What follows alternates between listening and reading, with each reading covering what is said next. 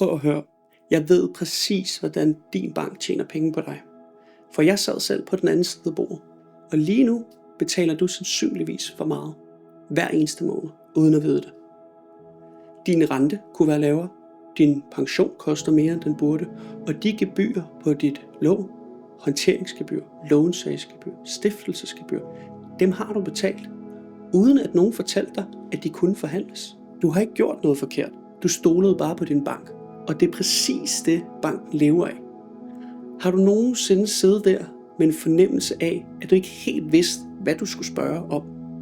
Og at personen på den anden side af bordet måske ikke var helt på din side? Den fornemmelse passer. For en bankrådgiver er ikke din rådgiver. Han er en sælger. Han har salgsmål. Han skal have et produkt ud over disken.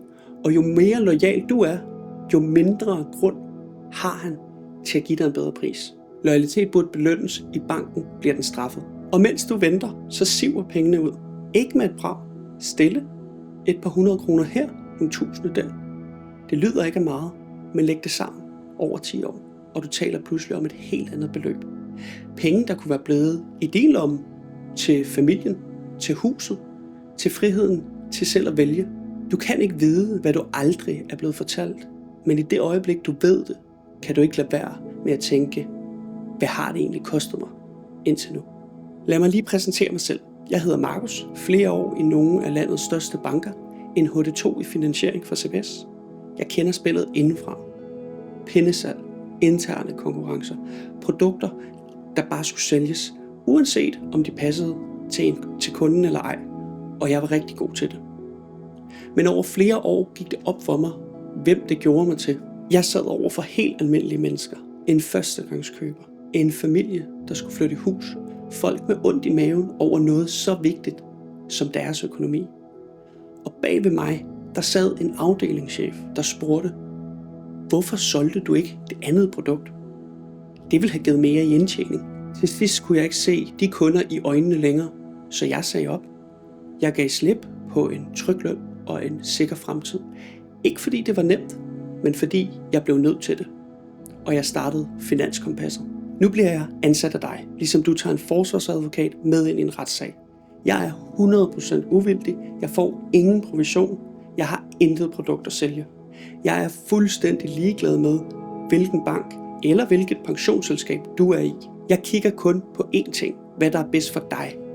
Ingen provision, ingen binding, ingen standardløsninger. Og det virker. En virksomhedsejer med 12,5 millioner i gæld. Vi tog en snak på et kvarter. Jeg fandt 177.000 kroner om året. Han betalte for meget alene på renten. En førstegangskøber blev mødt med 43.500 kroner i gebyrer. Vi forhandlede dem ned til 10.000 kroner. Der var pludselig en, der kendte spillet på hans side af bordet. Jeg lover dig ikke et bestemt tal. Det vil være uærligt. Men jeg lover dig, at jeg kigger grundigt, og at jeg siger tingene præcis som de er. For det her handler ikke kun om kroner og øre. Det handler om ro i maven. Om at vide, at der endelig er styr på det. Om at have en på din side, du kan ringe til, når renterne stiger, når du skifter job, når livet ændrer sig. Ikke en sælger, en sparringspartner i årevis. Så her er, hvad du gør. Book en gratis uforpligtende snak med mig. 20 minutter. Du skal ikke forberede noget. Du skal ikke købe noget. Vi kigger på din situation sammen. Du går klogere derfra, uanset om vi ender med at arbejde sammen eller ej. Du betaler først, når rådgivningen er leveret. Klik på knappen her på siden. Find et tidspunkt, der passer dig. Din bank tjener godt på dig. Det burde du også gøre. Jeg glæder mig til at snakke med dig.